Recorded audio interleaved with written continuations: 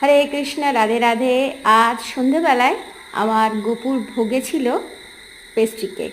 Pastry cake দেওয়ার একটা কারণ আছে, সেটা পরে বলছি। তার আগে আমার ছোট্ট গোপু রানিমার মধুর আমি আজ সকালে বসে বসে অঙ্গরাগ করেছি। তো আমার গোপু মধুর তো অঙ্গরাগ ঠিকই আছে, সুন্দর লাগছে তাদের। রানিমার চোখটা একটু গড়বড় হয়ে গেছে। অবশ্যই জানাবেন কেমন লাগছে। তবে ব্লু রঙটা আমার কাছে ছিল না বলে তার করতে পারিনি, তা আমি করে দেবো অবশ্য ঠিক।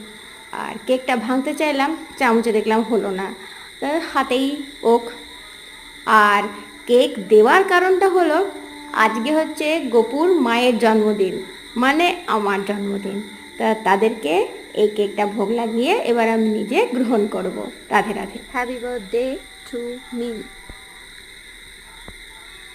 রাধে রাধে।